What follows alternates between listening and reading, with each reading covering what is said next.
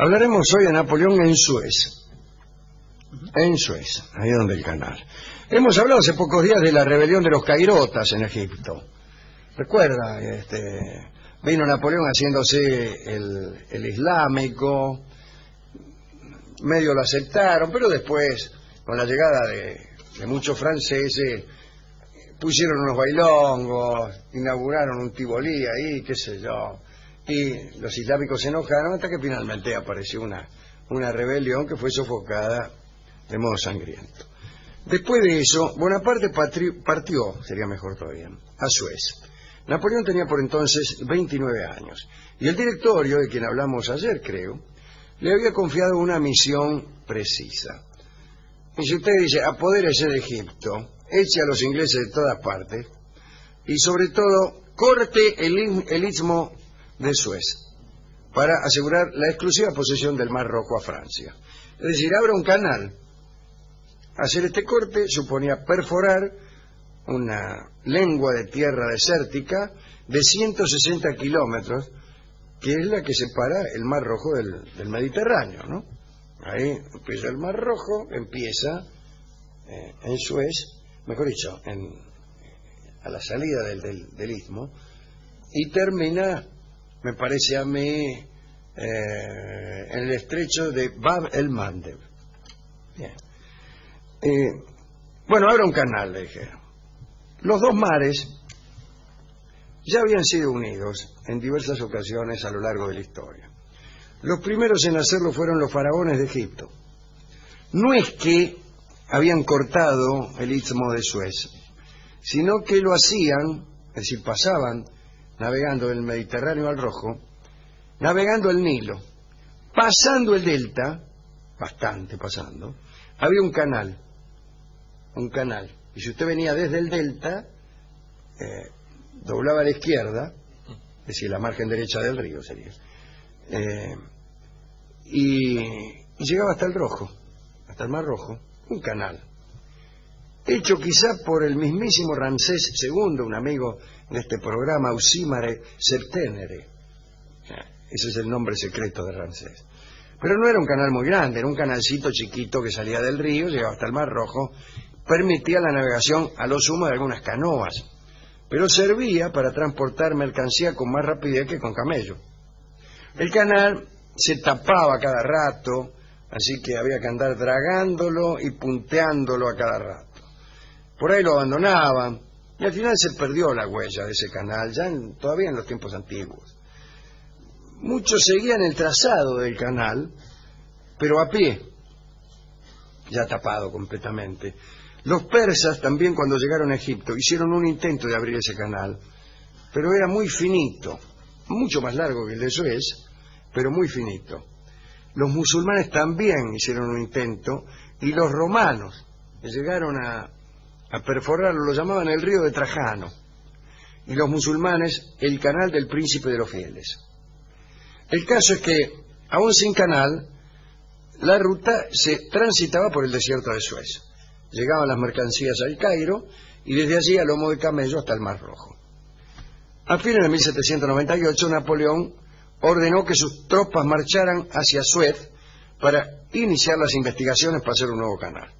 El general Bonn se adueñó de Suez sin disparar un solo tiro, pero la verdad es que en aquel entonces era un pueblo a mala muerte, había apenas 30 casas, no había agua potable, los muelles estaban inutilizados. El general Bonn levantó un campamento y le escribió a Napoleón pidiéndole víveres. Y Napoleón viajó junto con algunos sabios, entre los que figuraba Jacques-Marie Lepers, que era ingeniero de puentes y caminos. El viaje desde el Cairo a Suez fue difícil. Parece que una noche debieron detenerse en una llanura ventosa que tenía un solo árbol, y hacía mucho frío, y les agarró a toda la tentación de cortar el árbol para hacer fuego. Dice, este árbol está lindo para hacer una piola hoguera. Pero tuvieron una especie de culpa ecológica. Inducidos por los guías que hablaban de maldiciones y anatemas para quienes destruyeran aquel árbol, resolvieron no prenderle fuego. Pero Napoleón mandó levantar su carpa debajo del árbol para que nadie lo tocara, por si acaso a alguno se le ocurría. Y entonces, para calentarse, quemaron animales muertos, pero había un olor a podrido tan grande que al final tuvieron que irse. Llegaron a Suez y empezaron los trabajos de investigación. El equipo del ingeniero Lepers inició la medición del istmo y aparecieron algunas complicaciones. Los instrumentos topográficos se les habían perdido en un naufragio 6 meses antes. Otros se los habían afanado durante la rebelión de los cairotas. Había fenómenos ópticos que los estorbaban, serían espejismos, calculo yo, filtraciones de arena, y por ahí aparecían los beduinos, mientras los tipos estaban midiendo y tenían que salir rajando todo. El caso es que las terminaron mal o bien en 1700, no sé cuándo las terminaron, porque en 1779 no puede ser, porque esto implicaría terminarlas antes de haberlas comenzado. Lepers publicó sus anotaciones y decía este hombre que el establecimiento de un paso entre el Mar Rojo y el Mediterráneo era posible, pero presentaba algunas dificultades. Este hombre había calculado que el Mar Rojo era unos 10 metros más alto que el Mediterráneo, por lo cual debía pensarse en un complicado sistema de esclusas. Las esclusas, saben ustedes, son como diques en donde... Explicación de cómo funciona una esclusa. Viene el barco del mar que está más abajo, ponele. Entonces le cierran por delante y por detrás una puerta de acero y el barco queda como en una caja. Claro. Una vez que se produce la caja esa, levantan la esclusa que está delante del barco, claro, y entra agua procedente del mar que está más alto. Y sube el agua, y con el agua sube el barco hasta ponerse al nivel de las aguas más altas. Claro. Este es el sistema de esclusas, ¿no? Esto lo hacen varias veces hasta que alcanzan el nivel del otro mar. El Canal de Panamá tiene un complicadísimo sistema de esclusas, porque además el agua ni siquiera viene siempre del mar más alto, que no sé cuál es, sino que en algún caso viene de un lago. Es complicado. Bien, el directorio del gobierno de Francia tenía la esperanza de que la obra de ingeniería no necesitara de esas esclusas y que, desde luego, esclusas que encarecerían la obra, dilataban los tiempos, etcétera. Pero Lepers presentó el informe y Napoleón le creyó y el plan fue descartado. Y Napoleón quedó muy contrariado porque uno de los puntos más importantes de su misión no se pudo concretar. Incluso cuando llegó a emperador se lamentaba de no haber podido construir ese canal porque él pensaba que podría ser bautizado con su nombre. Regresó Napoleón a París y lo que nunca supo Napoleón es que los cálculos de Lepers estaban mal. Podía hacerse tranquilamente.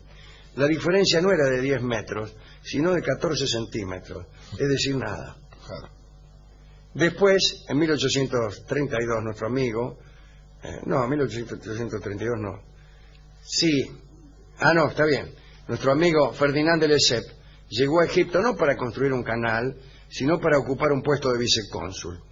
Y lo tuvieron unas noches ahí en el Lazareto de Alejandría, y para matar el tiempo, hojeó unos libros entre los que figuraba la publicación de Lepers acerca del istmo. Y quedó fascinado y comenzó a hacer las investigaciones acerca del canal, y vino a enterarse que el nivel de los mares era el mismo y que no hacían falta esclusas, ni diques, ni nada. 22 años más tarde, Lesseps presentó un proyecto que fue aprobado por el edicto, por el gobierno. Era un canal directo de 160 kilómetros, sin esclusas, entre Suez y Pelucio. En 10 años lo terminó. Movilizaron muchísimos campesinos que cavaban con la mano. La inauguración de aquel canal fue en 1869, 70 años después del episodio de Napoleón. Y había otro Napoleón en Francia, que era Napoleón III. Y ahí estaba la emperatriz Eugenia, la mujer de Napoleón III, y allí nuestro amigo Giuseppe Verdi, que compuso una ópera para la fiesta de inauguración, nada menos que Aida. Aida fue compuesta para la fiesta de inauguración del canal de Suez. Y allí terminó la historia del canal, mire usted, ¿no? En el año 1956, el amigo Gamal Abdel Nasser nacionalizó el canal. Lesseps, en virtud del éxito que tuvo en la construcción de ese canal fácil, fue llamado para ver si podía hacer otro, el de Panamá, el difícil, y no pudo. Fue el primero o el segundo, quizás, que no pudo hacerlo, ¿no? Pero esa es otra historia, la del canal de Panamá, de la que ya hemos hablado y de la que podríamos hablar un día de esto. Esta fue la del canal de Suez. Pudo haber sido realizado antes, solo que el niato se equivocó en los cálculos. Y me permito un comentario pequeñísimo que tiene que ver con el canal de Suez, pero también con el amor a primera vista, con las primeras vistas, con las primeras impresiones. Esta primera impresión fue engañosa. Le pareció a Lepar que no se podía, y se podía.